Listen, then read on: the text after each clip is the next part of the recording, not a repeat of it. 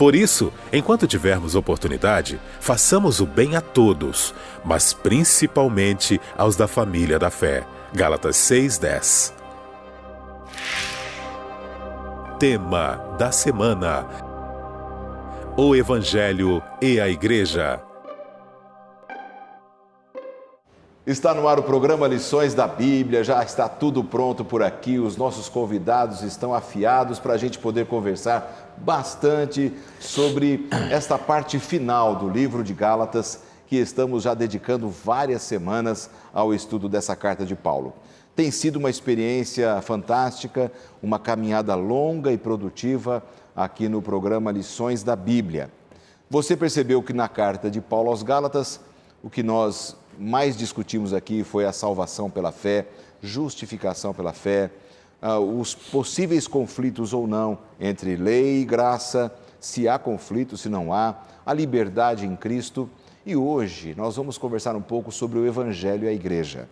Tem tudo a ver esse assunto, nós já estamos na penúltima semana dessa temporada, nós vamos gastar os nossos últimos cartuchos aqui no programa de hoje, falando sobre essa carta de Paulo aos Gálatas, entendendo melhor o Evangelho, entendendo melhor a Igreja e como essas duas coisas se complementam e pode haver uma grande harmonia e bênção para a pregação do Evangelho no mundo que a gente vive. Estão visitando o programa amigos pastores, como sempre a gente faz e traz colegas de várias regiões do Brasil. Pastor Geraldo Magela. Primeira vez, pastor, que você vem ao programa Lições da Bíblia? Primeira vez. Primeira vez. Poxa, eu estava em dívida com você, né? Você vê que é emoção, né? E eu sou um fã desse programa, para mim é uma honra. Bom. Né? E ainda mais com vocês dois, são colegas de faculdade, né? Pois é. Nossa geração lá dos anos 80. Numa época que eu tinha cabelo, tinha menos peso. Época boa da juventude. Todos éramos mais magros. Acho que só o Gilson fica mais igualzinho ali, né? Mas o pastor Geraldo Magela, ele é líder para duas áreas muito especiais da Igreja Adventista na região sudeste do Brasil. Ele é líder da família, Ministério da Família, e também é ministerial. O que faz o ministerial é como se fosse o pastor dos pastores, conselheiro, aquele que vai ajudar os pastores a alcançarem seus objetivos, suas metas, é quem vai se preocupar espiritualmente também com os pastores. Agora, pastor, esta é uma área importante e o escritório da Igreja Adventista na região sudeste envolve vários estados, né? Fala um pouquinho para a gente. Sim, a União Sudeste é a antiga União Oeste ou antiga União Brasileira, né? Que foi a primeira, mais de 100 anos atrás. E hoje ela está localizada na cidade de Petrópolis, lá na região de Itaipava, porque estávamos em Niterói, escritório antigo, e foi mudado agora 2 anos lá para Petrópolis, né? Na região serrana. E nós temos lá em Minas, Espírito Santo e Rio de Janeiro mais de 450 pastores. É uma igreja tradicional, uma igreja muito forte, e a gente andar por ali é muito bom. E eu sou mineiro, né? Estou na minha terra, e é muito bom estar ali. E a gente fica feliz de poder representar aqui a nossa região. Né? Com certeza, para nós é uma alegria muito grande.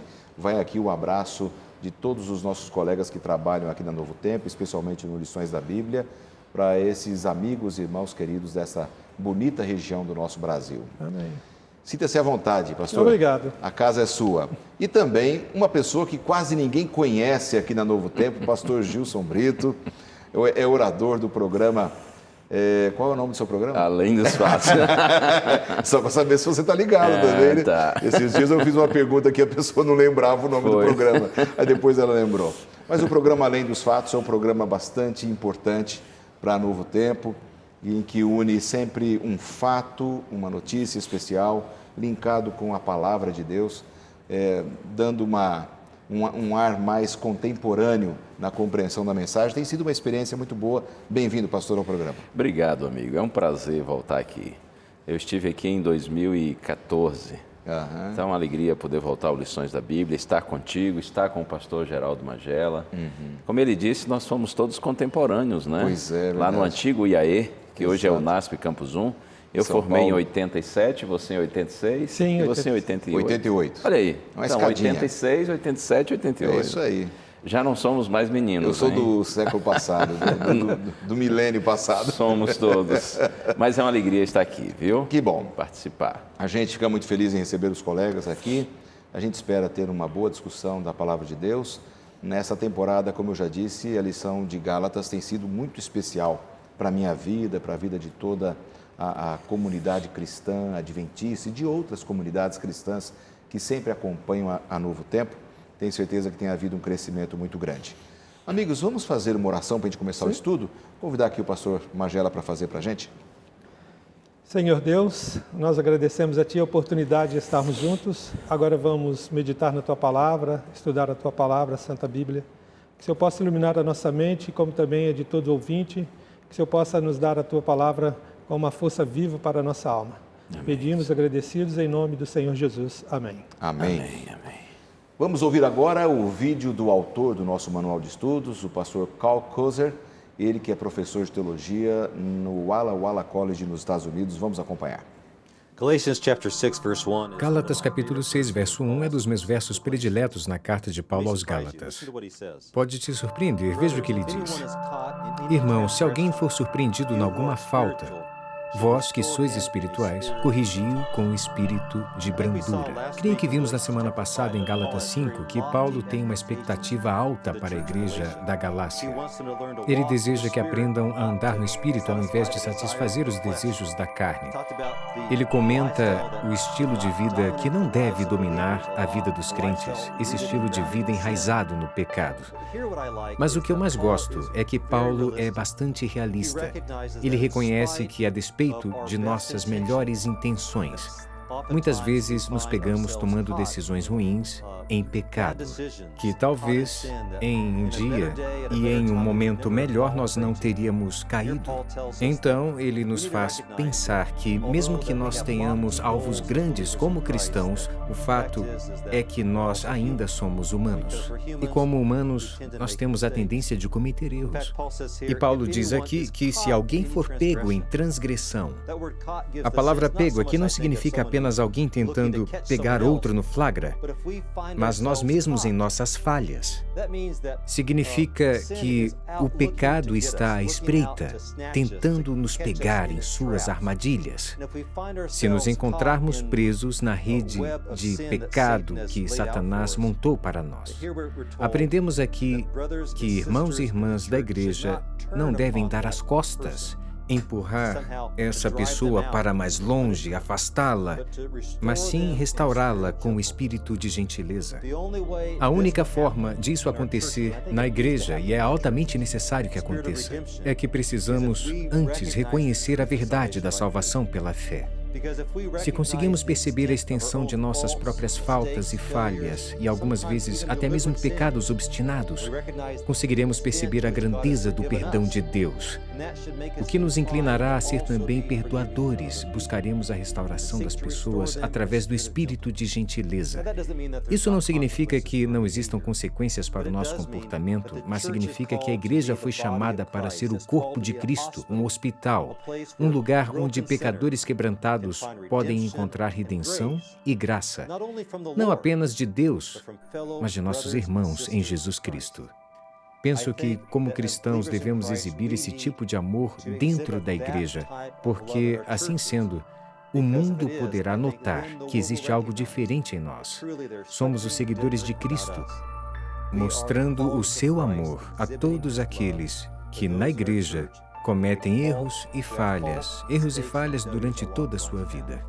Que essa característica de amor seja o que define a igreja que nós fazemos parte.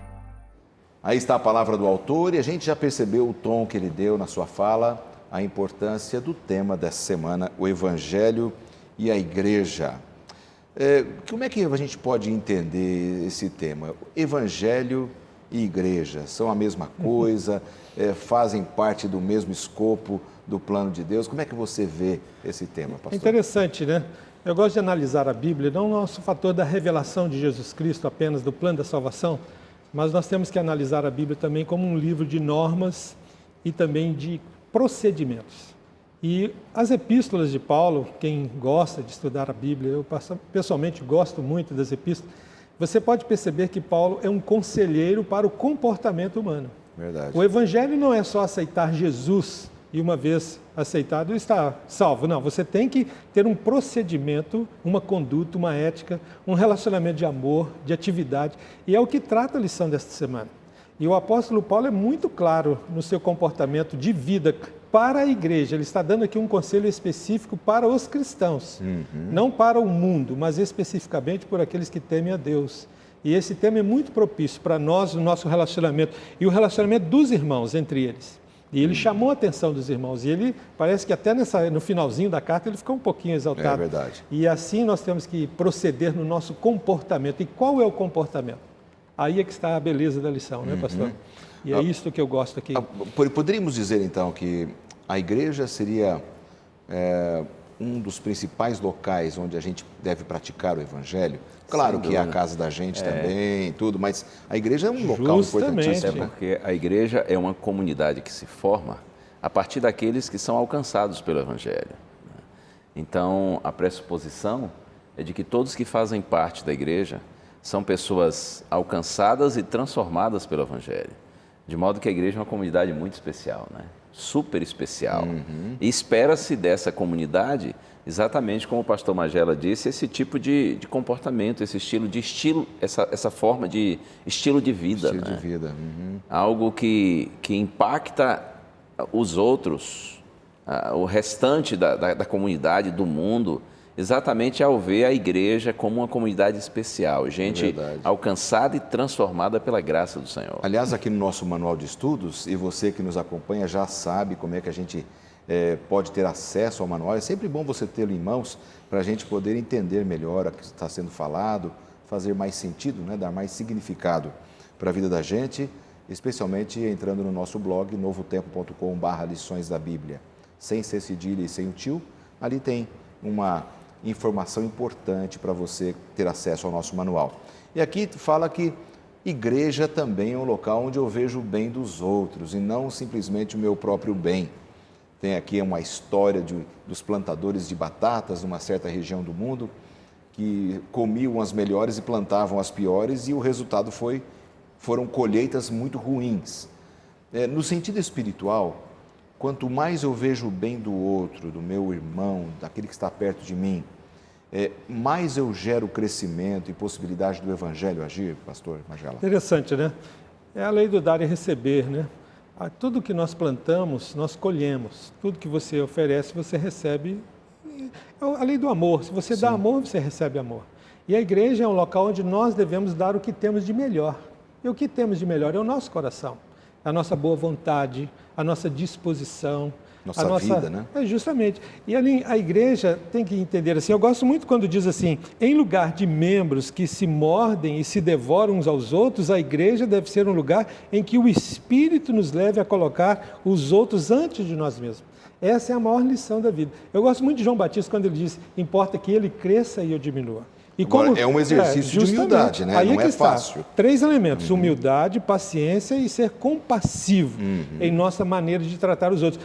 Principalmente os da casa, é dentro da igreja. Eu não posso ser cristão lá fora, eu tenho que ser cristão dentro da igreja também, no amor, naquela fraternidade, é uma família. Mas nós não podemos sair ofendendo e dizendo o que quer, o que pensa. Devemos medir e proceder com atitude de compaixão. O nosso verso principal aqui, pastor Gilson, que está na carta de Gálatas, capítulo 6 e o verso 10, e que é o tema principal nosso, diz que nós temos que ver o bem de todos, mas principalmente aos da família da fé. Então, se eu tiver que escolher entre demonstrar o bem e fazer o bem, eu preciso escolher fazer primeiro para aqueles que estão mais próximos de mim. Isso incluiria a família, a minha comunidade, a minha igreja. Como é que você vê esse assunto? Eu costumo dizer que o lugar mais desafiador para nós vivermos o cristianismo é dentro da nossa própria casa. É verdade. Quem é cristão dentro de casa, no relacionamento com o cônjuge, com os pais, com os filhos, com os irmãos, torna-se um verdadeiro cristão em qualquer lugar onde ele estiver. Então, se as pessoas, por exemplo, que me assistem na TV ou ouvem no rádio, elas ouvem minhas mensagens e pensam assim, olha, esse pastor é um homem de Deus, tal, isso me deixa feliz. Mas eu fico mais feliz ainda se eu perceber que a minha mulher, as minhas filhas, meus pais, irmãos, eles estão me vendo dessa maneira. Porque realmente o lugar mais desafiador para viver o cristianismo é dentro da casa da gente, no relacionamento com os que estão mais próximos. É que se a gente tem a aprovação desses que estão mais próximos... Sim, porque esses nos conhecem, né? Certo, né? Esses nos conhecem. Lógico, estão sujeitos a errar porque o ser humano é falho. Mas normalmente eles acertam porque eles conhecem. Quem convive é que conhece, né? Agora, além de viver o cristianismo dentro da minha casa, é essencial que eu viva o cristianismo também dentro da igreja. Porque os membros da igreja, da nossa comunidade religiosa, eles também estão próximos da gente, né? E eles também, assim como nós, eles foram alcançados pela graça de Cristo, estão sendo transformados por essa graça. E a igreja precisa ser unida, a igreja precisa se tratar bem, a igreja precisa ser um lugar de ajuda mútua, né, de reciprocidade ali no sentido assim de bondade, de cooperação, de companheirismo, até para que os outros, vendo esse nosso exemplo, sejam atraídos para o caminho do Senhor. Né? Jesus disse que se nós tivermos amor uns aos outros, todos saberão que nós somos discípulos dele. E, aliás, um dos pontos aqui do nosso manual de estudos é justamente essa questão da restauração dos caídos, pastor Magela. Interessante, né? A igreja tem um papel fundamental, o evangelho tem, né? Senão a gente não pratica o evangelho. Sim. Eu, por exemplo, sou pastor, né? Ou qualquer que seja o líder religioso, você tem que entender que é uma comunidade de pecadores. O hospital é um hospital de doentes, a igreja. Não existe ninguém perfeito a não ser Jesus lá. E aqui Paulo é realista. Ó, Paulo dá o seu conselho realista. Os seres humanos não são perfeitos. Nós somos pessoas imperfeitas. Porém, quando uma pessoa cai, ou algum comete alguma falha, qualquer que seja, qual é o procedimento? Aí é o conselho do apóstolo, né? Ele usa uma palavra, eu gosto muito dessa palavra, ele usa brandura, lá no início do capítulo 6, né? Ele diz assim, nós devemos ser brandos. O que é brando? Eu fui ao dicionário para pegar uma definição mais completa, diz que é tratar com suavidade, é ser doce, ser meigo com aqueles que erram. Porque a pessoa às vezes tropeça. Outro dia mesmo eu falei um negócio para minha filha, minha esposa falou, mas por que você falou isso? Eu falei, escapuliu, né? Aí não tem jeito, né? A gente erra, né? Aí tem que pedir perdão. E quando erra, tem que ser com amor. Tem que ser estando do lado, ser gentil, ser educado, né? Eu acho que esse é o verdadeiro ensino do apóstolo Paulo dentro desta lição. É porque às vezes acontecem muitas inimizades dentro do ambiente que não devia, que é a família ou a própria igreja, né? Que deve ser um ambiente de harmonia, ambiente de paz, de confiança. Que o Evangelho nos promove isso. Né? E eu costumo dizer assim, quando a gente trata bem os de fora, porém maltrata os de dentro de casa e os irmãos da família da fé, no caso os irmãos da igreja, esse nosso trato bom para com os de fora, em realidade ele não representa de forma nenhuma um amor genuíno e sincero. Talvez seja uma estratégia assim de sobrevivência, talvez seja uma atitude meramente de conveniência, de interesse, com segundas intenções, porque quando eu maltrato os que estão próximos de mim e trato bem os que estão distantes, então, para mim, essa é uma indicação realmente de um amor interesseiro e superficial. O verdadeiro amor, ele começa a se manifestar a partir do meu relacionamento com os que estão mais próximos de mim, os que estão dentro da minha casa, os que estão dentro da minha igreja. É evidente que a gente deve fazer o bem a todos, como disse o apóstolo Paulo, né? Mas começando pelos que estão mais próximos. Aí a gente indica realmente um amor verdadeiro e sincero para com todos. Excelente, perfeito. Vamos dar uma pausinha aqui na nossa conversa, vamos para o intervalo e já já nós voltamos.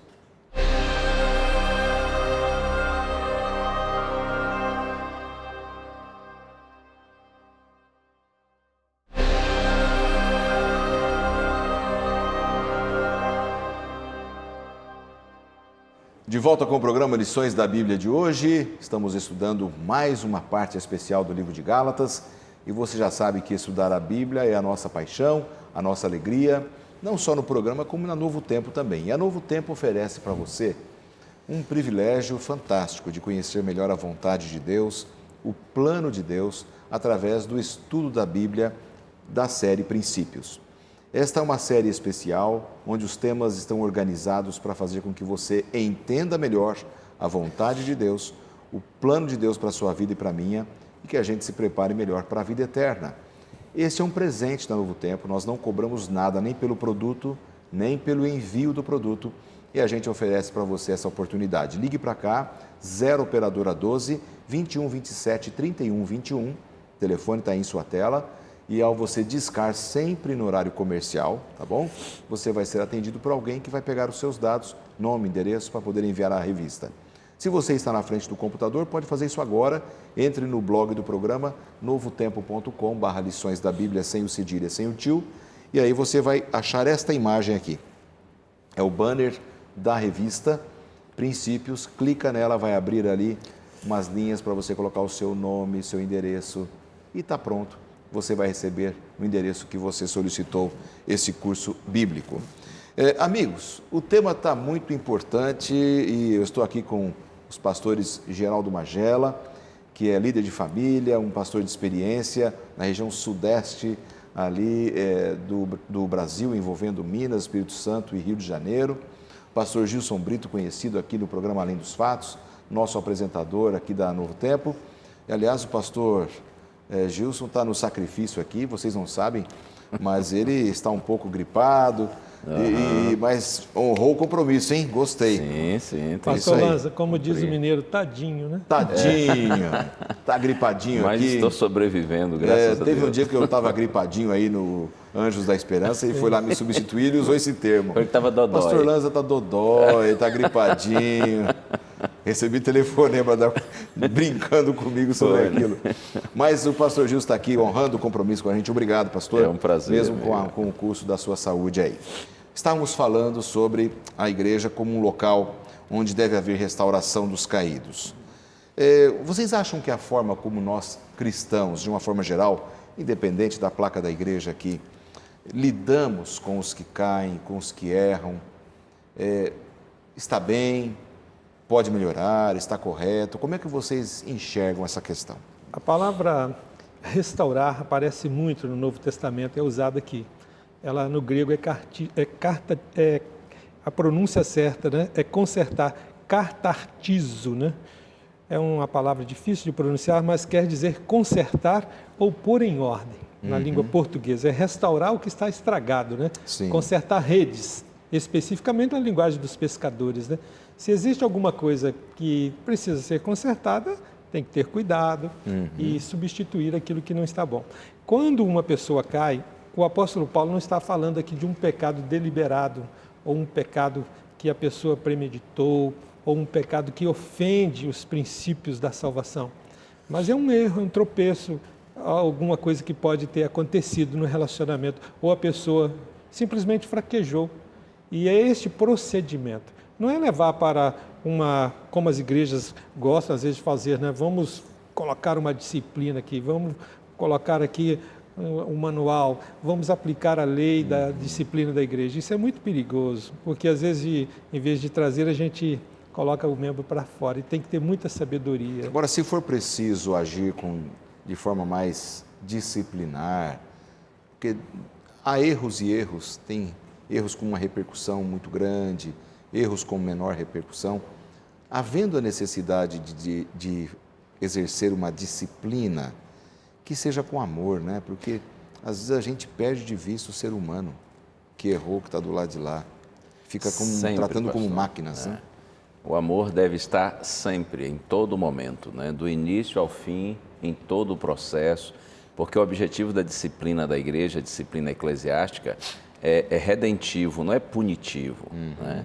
A igreja quer salvar e não condenar o pecador. Então, mas eu penso assim, que após a disciplina ter sido efetuada, é que a igreja realmente demonstra o motivo por que disciplinou. Se foi para salvar ou se foi simplesmente para condenar. A maneira como nós tratamos o membro que é disciplinado, isso mostra muito o nosso real motivo. Se a gente trata, se o membro é disciplinado e depois ele é tratado com preconceito, com desprezo, ele é ignorado e às vezes até perseguido, isso mostra que a gente realmente disciplinou com a única intenção de punir, de condenar, de separar, de afastar da igreja. Exatamente. Agora, quando a igreja trata com bondade, com carinho, com respeito, quando procura amar o membro que foi disciplinado, então ela mostra que o seu motivo ao disciplinar foi o motivo correto, com o propósito de restaurar e de salvar. Às vezes a gente acha algumas pessoas magoadas por isso, né? Elas são tidas pela comunidade religiosa como que leprosos. Isso. Ninguém, depois de um processo disciplinar, ninguém mais conversa com ela, ninguém abraça. Uma vez uma pessoa me disse, eu estou me sentindo um leproso aqui dentro da igreja. Isso é muito triste, né? Se o membro já está fragilizado por conta do seu erro, que tornou-se público e, consequentemente, gerou um constrangimento, imagine se, depois de tudo isso, ele ainda percebe que a igreja o trata dessa maneira, né? Com desprezo, ou como se fosse, como você disse, um leproso. Então, assim, se o membro já está correndo o risco de se afastar da comunidade, do caminho do Senhor, com esse comportamento, com esse procedimento, nós estamos realmente empurrando mais para fora ainda. Né? Exatamente. Mas é interessante, né? A lição trata até da pessoa que foi apanhada ou surpreendida, ou pego de surpresa. E como a gente lida com as pessoas, pode acontecer. Eu sei de uma história de um conhecido, né? E ele mesmo contou essa história, eu não vou citar o nome nem o que aconteceu, mas ele foi pego por um líder fazendo uma coisa errada. Ele falou, agora ele vai me levar na liderança da igreja, ele vai me tirar da igreja, eu já estava meio fraco mesmo, eu estava querendo sair dessa igreja mesmo, e ele esperava uma reação desse líder. Esse líder chegou perto dele, cumprimentou, e tudo bem, tal, que bom vê-lo aí. E foi embora e nunca tocou no assunto, nunca levou o assunto a público, nunca mencionou com a liderança. E ele ficou tão surpreendido pelo procedimento deste amigo, e não nem mencionar o que ele estava fazendo de errado na hora. Que aquilo até fortaleceu a fé dele. E era um erro que era justamente o que ele fala. Fortaleceu a minha fé, o meu comportamento, eu fiquei com vergonha e eu, a partir daquele dia, parei de fazer aquilo que não era conveniente. O conveniente é um procedimento cristão, que a própria Bíblia condenava. E você vê, interessante o procedimento, a história desse indivíduo contar isso. Eu nunca me esqueci. É um testemunho bonito, né? Um testemunho bonito de alguém que podia ter sido exposto e acabou sendo preservado e foi salvo pela atitude daquele líder, né? Dentro dessa visão de Paulo ali para os nossos irmãos lá da Galácia, esse evangelho aos Gálatas, vamos dizer assim, essa carta aos Gálatas, Paulo deixou muitos conselhos, porque a igreja lá passava por uma confusão, né? Estava dando muita confusão, muita discórdia na questão doutrinária, na teologia da salvação, judeus, cristãos judaizantes versus os gentios que não queriam se sujeitar aos judeus, aos cristãos judaizantes. Isso realmente dividiu a igreja. Mas a gente precisa entender que todas as vezes que entramos em problemas relacionais, vocês aí na igreja de vocês, nós aqui na nossa, numa comunidade religiosa, se há problema, tem que ser resolvido com muita maturidade, com calma, com tranquilidade. Dentro do nosso manual de estudos, a gente tem aqui um ponto especial que eu queria abrir para vocês, que é a questão do cuidado com a tentação. Já que a gente tem que ter cuidado com a disciplina, com a forma como a gente lida com os que erram, a gente também tem conselhos importantes sobre o cuidado que a gente tem que ter com a tentação. Como é que vocês veem essa questão? Como é que você vê, pastor Gilson, como um conselho para aqueles que estão em casa, esse cuidado especial que a gente tem que ter nesse assunto? O próprio apóstolo Paulo, depois de dizer que nós devemos, se alguém falhar, nós devemos repreender com brandura, né? Nós que somos espirituais, ele diz assim, e guarda-te para que não sejas também tentado. Ou seja, do mesmo jeito que os outros erram, caem, nós também estamos sujeitos a cair. Afinal de contas, somos seres humanos, né? Claro. Então, assim, todos nós cristãos temos que admitir nossa vulnerabilidade, né? Nós somos seres humanos, somos pecadores, estamos sujeitos ao erro. Então, e Paulo também diz, né, lá em Coríntios, aquele que pensa estar em pé, cuide para que não caia, né? 1 Coríntios 10, verso 12. Então, nós precisamos cuidar muito com essa questão do orgulho espiritual. Achar que eu sou imbatível, que eu sou invencível, que eu sou o crente mais espiritual de todos, eu estou acima de tudo e de todos, eu não peco. Esse orgulho espiritual é o primeiro passo para cair, não é? Aliás, na verdade, quem tem esse orgulho espiritual já está caído, né? Interiormente já está caído, só falta a prática externa do pecado. Né? Eu conheci uma pessoa que estava fazendo umas bobagens na vida dela e alguém chegou e falou assim, você não tem medo de ser descoberto? Eu falei, não, eu estou acima do bem e do mal, todo mundo confia em mim. Sabe como é que chama isso? Presunção, né? Presunção. Um dos grandes problemas do ser humano é esse, eu sou intocável. A presunção é muito perigosa e do ponto de vista religioso é perigoso, é falta de humildade. Eu não posso dizer eu sou pastor, eu sou melhor, nada disso, pelo contrário. a responsabilidade espiritual é muito maior. Nós temos que entender que quando você acha que você não vai cometer o erro, tome cuidado. Se você acha que está isento do pecado, isso é perigoso. Ninguém está isento do pecado. O pecado está embutido na nossa célula. Nós já nascemos em pecado. E não só o pecado original da morte, que todos vão morrer, mas o pecado do caráter, da falha humana, do comportamento humano. E a partir do momento que eu aceitei a Cristo, eu tenho que me cuidar com humildade e oração diante de Cristo. E nós só vamos poder obedecer a Deus pelo Espírito Santo em nossa vida, que vai nos habilitar para nos livrar das tentações. E propriamente Jesus disse, não nos deixe cair em tentação. E aí é que está o grande erro de algum líder achar que um dia ele não vai estar no lugar daquele que está no erro. Quando Paulo fala que a gente também tem que levar as cargas uns dos outros, eu acho que ele tinha em vista isso também, de ajudar-nos nas nossas lutas espirituais, tentações, que é muito fácil você ajudar com uma cesta básica, alguém que está precisando, né, com roupa, com calçado, mas eu nunca vi alguém ajudar uma outra pessoa, falar assim, olha, estou orando por você nessa sua luta espiritual, a gente está junto, Deus vai te dar vitória. É difícil você encontrar pessoas que estão unidas a você na sua luta espiritual, na luta contra as tentações carnais, as diversas tentações a que somos submetidos. Você acha, Gilson, que as pessoas têm um pouco de medo de se abrirem assim umas com as outras nesse campo da tentação e serem mal interpretadas? Sem dúvida que há, sim. Inclusive, alguns, assim, de forma equivocada, às vezes usam lá Jeremias 17, quando está escrito, maldito o homem que confia no homem, não é? Então, olha, a Bíblia diz que nós não devemos confiar em ninguém, por isso eu não me abro para ninguém, nem para aqueles meus irmãos que têm a mesma fé, têm a mesma esperança que eu tenho, porque a Bíblia diz, maldito o homem que confia no homem. Mas, na verdade, quando Deus diz maldito o homem que confia no homem, é que confia no homem e faz do homem, assim, a sua salvação, né? Lá diz, e se apoia no braço mortal e tal. Então, no contexto ali, era Israel confiando em outras nações e deixando de confiar no Senhor, né?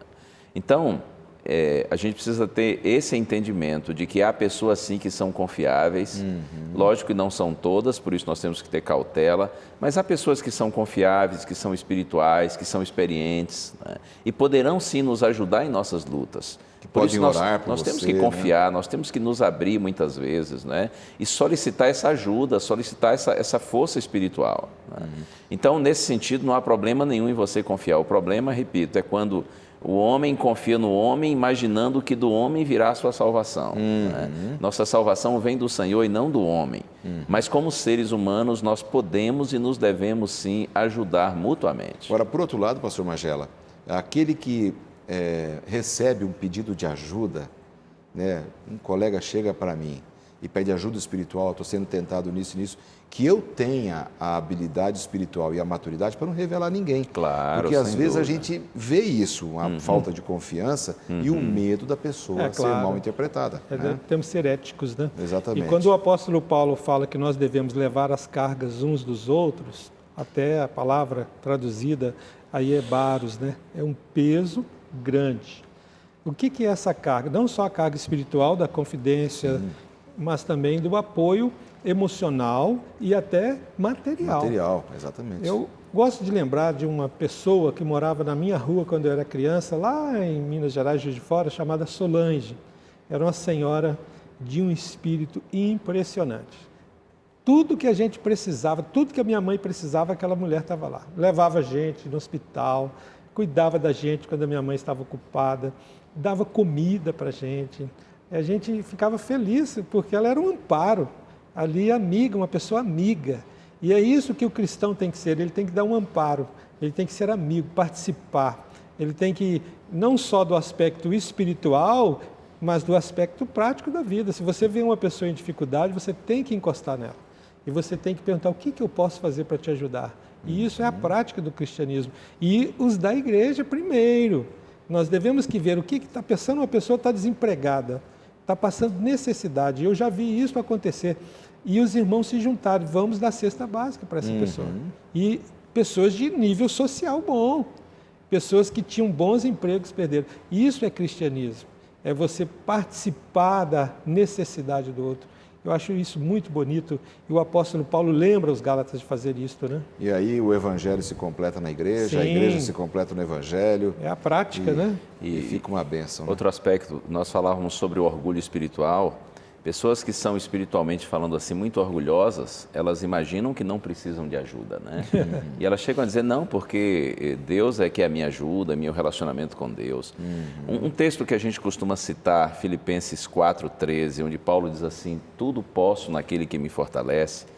Outro dia eu vi o Dr. César Vasconcelos, que tem apresentado o programa claramente. Né? Ele falou algo interessante que eu nunca tinha pensado. Ele disse, olha, é verdade que Paulo diz, tudo posso naquele que me fortalece. Filipenses 4:13. Só que no verso 14 ele diz assim, todavia fizestes bem associando-vos na minha tribulação. Quer dizer, eu posso todas as coisas naquele que me fortalece, mas a ajuda de vocês, diz Paulo, é muito bem-vinda. Né? Vocês realmente estão fazendo a diferença. Então, assim, esse Deus no qual nós podemos todas as coisas, não raras vezes ele usa pessoas, usa seus filhos para nos abençoar. Então, nós temos que ter essa compreensão de que estamos nesse mundo todos sujeitos a levarmos muitas cargas pesadas, que muitas vezes nos massacram, nos machucam, e estamos aqui para ajudarmos uns aos outros. É verdade que Deus é o Pai de todos, Deus cuida de todos, mas, como eu disse, muitas vezes Deus cuida da gente através de um amigo, através de um irmão. É a face de Deus através dos amigos, as pessoas que estão perto da gente. A gente vai dar uma rápida pausa aqui, já já a gente retoma a partir desse assunto para o encerramento do programa de hoje. Não saia daí, porque é bem rápido.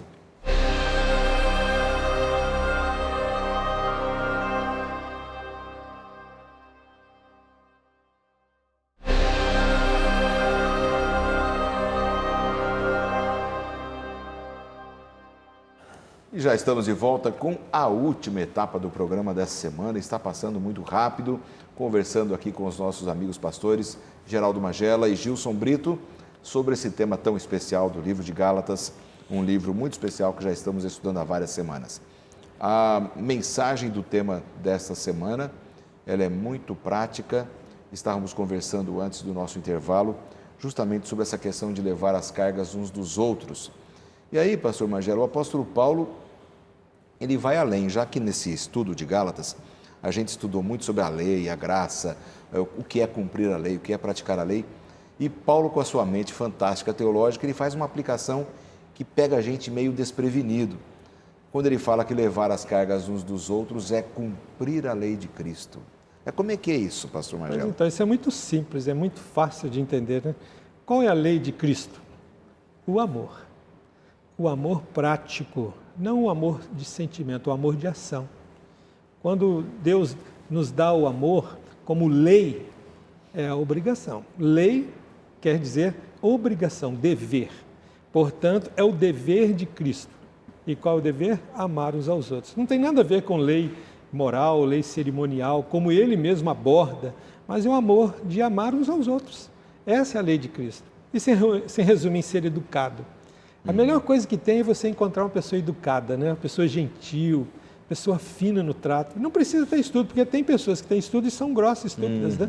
E é esse o contexto da lição, o tratamento. Esse é o verdadeiro amor, essa é a verdadeira lei de Cristo. Você ser gentil, você não olhar para a pessoa de cima a baixo, né? Analisar a pessoa, julgar a pessoa, e você entender que é um ser humano que está ali. E você dar a ela o seu coração, a sua simpatia, a sua educação, independente de quem quer que seja, né? Isso para mim é a lei de Cristo, né? Exatamente. Eu gosto de um pensamento de Ellen White, está no livro Ciência do Bom Viver, página 470. Ela diz assim, o mais forte argumento em favor do Evangelho é um cristão que sabe amar e é amável. Nós obedecemos, cumprimos a lei de Cristo, a lei de Deus, quando nós amamos, né?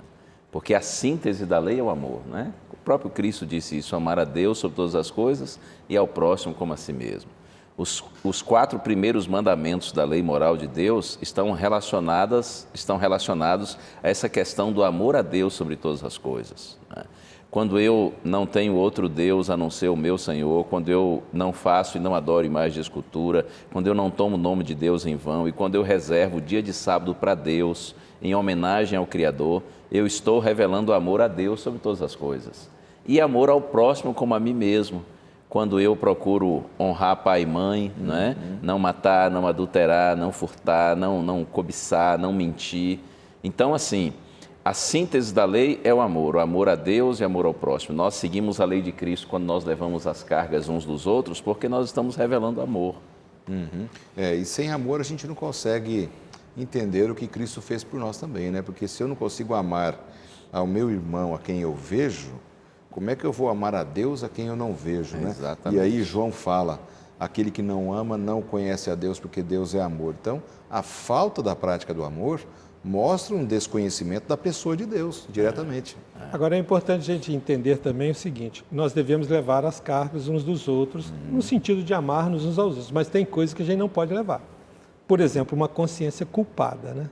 Uma pessoa que está sofrendo, que é a consequência do que ele plantou. Um erro, porque isso é um pecado. Aí essa carga você tem que levar a Cristo. Essa carga é uma carga de salvação, a paz que somente Cristo pode dar. E essa é a lei de Cristo também, a lei da salvação. E é isso que é interessante. Nós precisamos entender que nós podemos ajudar, mas tem um momento que a pessoa também precisa se ajudar. E é o momento que Deus entra em ação com o plano dele da justificação, da salvação. Né? Isso é realmente importantíssimo, né?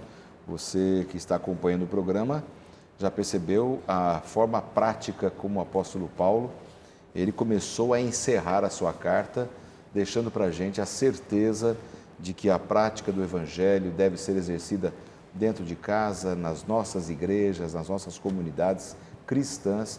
É ali, num relacionamento humano, que a gente consegue passar um pouco mais do amor de Cristo, da bondade de Cristo, do amor de Deus, a bondade de Deus, da unção do Espírito Santo. E aí vem esta questão, pastor Gilson, do cumprimento da lei. Se eu fizer o bem, ser bondoso, amoroso com as pessoas, eu já cumpri a lei? Porque há algumas pessoas que acham que pela caridade, pela bondade, elas, fazendo isso, elas não precisam fazer mais nada, apenas fazer essas coisas, já estão cumprindo a lei de Deus. Como é que a gente pode entender um pouco mais esse assunto? A gente precisa ter cuidado para não imaginar que por fazermos coisas certas, mesmo que seja em obediência à lei de Deus, com isso nós estamos, por exemplo, garantindo nosso lugar no céu. Que seria salvação pelas obras. Lógico que isso é salvação pelas obras. Então, o cumprir a lei, o fazer coisas certas, inclusive caridade, isso deve ser resultado de nós estarmos em Cristo e Cristo em nós. Nós não somos salvos porque cumprimos a lei, porque fazemos caridade. Nós somos salvos porque, pela fé, nós aceitamos a graça do Senhor Jesus Cristo. A salvação é um dom, é um presente de Deus. E presente do qual nós nos apropriamos através da fé. Agora, como efeito dessa fé e dessa graça recebida, vem a obediência à lei de Deus. E essa obediência à lei de Deus deve ser exatamente como fruto do amor a Deus. O nosso amor a Deus produz em nosso coração amor ao nosso semelhante. Então, quando você faz caridade como fruto do seu amor a Deus e verdadeira compaixão pelo semelhante, então isso está ok. Agora, fazer caridade simplesmente para querer se dar bem lá na frente, aquela ideia assim, eu vou fazer o bem, vou ajudar o meu semelhante, porque um dia eu vou me encontrar com Deus e Deus vai olhar se eu fiz o bem ou não. Se eu fiz o bem, eu estou salvo. Se eu não fiz o bem, eu estou perdido. Então, assim, é verdade que os salvos, eles terão boas obras, mas eles não estarão sendo salvos pelas boas obras. As boas obras são um efeito da salvação. Perfeito. Isso é fundamental, de fundamental importância a gente entender, porque existe uma caminhada. Aliás, na semana passada, a gente estudou um pouco sobre essa caminhada, que a igreja cristã, lá nos dias de Paulo, lá na Galácia, os cristãos não foram conhecidos como cristãos de imediato. Eles foram conhecidos como a igreja que caminha. Isso. Lá estão as pessoas da igreja que caminha, a igreja que... Cristo fazia isso, ele caminhava e viajava, ele pregava, ele curava, ele abençoava. Era a igreja daqueles que caminhavam. Eu acho que nós temos uma caminhada, como cristãos, como filhos de Deus. Amém. E nessa caminhada a gente expressa a vontade de Deus em atos, em relacionamentos humanos, em fazer o que é certo, em viver pela fé. Não é, pastor? E é interessante que a lição aborda esse tema. Eu faço questão até de pegar o texto bíblico, e na minha Bíblia que eu gosto de colorir, diz assim: de Deus não se zomba, pois aquilo que o homem semear, isso também ceifará. Então a responsabilidade é muito grande. Nós temos que entender que as pessoas estão vivendo como se Deus não existisse, como se Deus não participasse, se Ele não está olhando. Até mesmo a gente tem que ter um procedimento de comportamento, porque eu sou cristão, eu tenho que agir certo por responsabilidade cristã. E entender que Deus está por trás. E as pessoas e brincam, até zombam de Deus. Cuidado, isso é perigosíssimo. E aí é que está o grande problema, né? A gente tem que ter aquela atitude de fé, de amor, mas também de procedimento. Eu sei que eu sou um filho de Deus e eu devo prestar a Deus contas. Eu tenho que cuidar de mim mesmo diante de Deus. E assim mesmo você tem que ter a sua responsabilidade, entender que Deus está por trás de tudo, né? Agora, exatamente de tudo que a gente semeia, a gente colhe, pastor Gilson. Como é que você vê?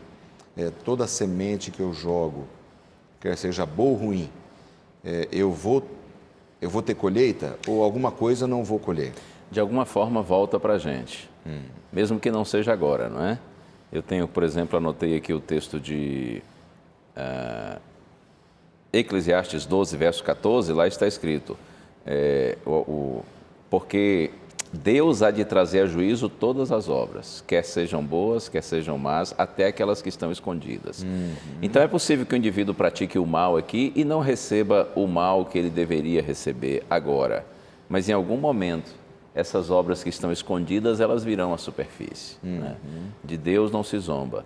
Juízo, os homens, né? Juízo final. Né? Os homens enganam e são enganados, mas o Senhor a ninguém engana e por ninguém Ele é enganado. E eu digo mais, precisamos entender que Deus vê além das nossas ações. Deus vê nossas motivações, né? Nossos motivos que estão por trás das nossas ações. Então não basta praticar atos bons. É preciso que esses atos bons sejam praticados por razões corretas, por razões puras, né? Eu gosto de dizer, não basta ter as mãos limpas, é preciso ter um coração puro. Porque um dia nós estaremos diante daquele que vê além daquilo que os olhos enxergam, né? Estaremos diante daquele que vê o nosso coração. Por isso que Paulo diz, olha, de Deus não se zomba, aquilo que o homem semear, isso também ceifará. Agora, por que será então, pastor Magela, que as pessoas, elas vivem como se Deus não existisse, sabendo que Deus vai trazer a juízo toda a obra, que Ele vai tornar clara todas as coisas, quer sejam boas ou ruins, até as escondidas. Por que será que a gente é tão propício a ser enganado, achando que a gente vai conseguir enganar os outros, encobrir as nossas falhas, transgressões e até pecados? Ignorância, né? Até mesmo alguns acham que enganam a Deus, né? A verdade é que a pessoa erra porque não conhece, ela pensa que ninguém vai ver, ou ela simplesmente ignora Deus. Ela não quer respeitar a Deus. Ela não quer ter fé em Deus. E a maioria, tudo bem, você é livre. Eu gosto aqui até de uma frase aqui muito bonita de um escritor, que diz aqui, James Dunn. Ele fala assim, um equivalente moderno é o que somos livres para escolher, mas não somos livres para escolher as consequências de nossa escolha. Você pode escolher o que quiser, agora as consequências dessa escolha, aí você não escolhe. E se você escolher a Deus, você está bem. Se você escolher servir a Deus, você está melhor ainda. Aí é tudo que Deus quer, por livre e espontânea vontade. Até o amor é por liberdade. Você tem que ter aquela liberdade de amar as pessoas e de servir as pessoas. Deus quer isso de você. E se você fizer isso, você está bem. Até nessas coisas a gente tem que colocar em prática o nosso livre-arbítrio, né? Interessante. Deus dá. Até para amar, para escolher fazer coisas boas, plantar coisas boas, ajudar alguém. É uma questão de escolha. A gente tem que aprender a fazer essas escolhas para estar também no caminho do Senhor, né? São decisões, né, que a gente vai tomando diariamente. Agora, eu acho que para que as nossas decisões no dia a dia, especialmente em nossos relacionamentos, sejam acertadas, a gente tem que tomar também, a cada dia, uma primeira decisão, que é de buscarmos ao Senhor, né? Daí a necessidade, a importância de nós termos essa comunhão com Deus diária. Tudo começa aí, né? Por mais que você já seja um pastor, seja um cristão já de muitos anos, experiente, que já leu a Bíblia muitas vezes, bom, enfim, já levou muitas pessoas para o caminho do Senhor, mas todo dia nós temos que cair aos pés do Senhor, temos que clamar por sua graça sobre nós, temos que procurar estudar a sua palavra, mesmo que a gente conheça toda a Bíblia, não é? A Bíblia é um tesouro inesgotável, sempre haverá uma palavra especial de Deus para a gente naquele dia, se nós buscamos com sinceridade. Então, essa primeira decisão, ela é essencial. A partir desse meu encontro diário e permanente com Deus, eu me encontro com o meu semelhante. Eu tenho amor sincero, verdadeiro para compartilhar com o meu semelhante. Quando a gente vê a Deus, a gente vê as pessoas com os olhos de Deus. Exatamente. Muito bom, muito bom. Amém. Amigos, eu tenho aqui pouco tempo, né? Eu tenho aqui 1 minuto para cada um, para vocês pontuarem aquilo que vocês acharam de mais importante no tema dessa semana. Tudo foi importante, né? Tudo foi muito bom, mas fazer o apontamento de um item especial, fazer o seu comentário para a gente poder encerrar o programa. Começar com o pastor Magela. Eu vou terminar com Gálatas 6,10, quando Paulo escreveu a questão do que a ética cristã é um foco duplo, universal, amor a todos, faça o bem a todos. Então você tem que fazer o bem a todos, independente de quem seja a pessoa, até uma pessoa que está te prejudicando, ou está te perseguindo, que está te ofendendo. Você tem que ser educado, gentil. Isso é muito bonito, isso é cristianismo. E especificamente aos da casa. Não adianta eu ser cristão fora de casa, como o pastor comentou no início, né? O pastor Gilson Brito, eu me lembro que ele falou isso, eu me lembrei até de uma frase, que eu gosto de falar onde eu estou. Se você quer conhecer o Geraldo, passa 3 meses lá em casa, aí você vai me conhecer, né? É lá dentro de casa eu sou o que eu sou. E se eu não for cristão com a minha esposa e meus filhos, como eu vou ser lá na igreja?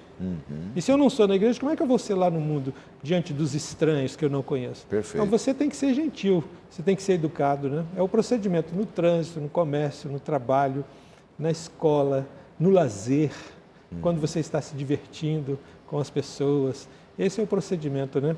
Eu gosto muito dessa atitude. Você está sempre se policiando.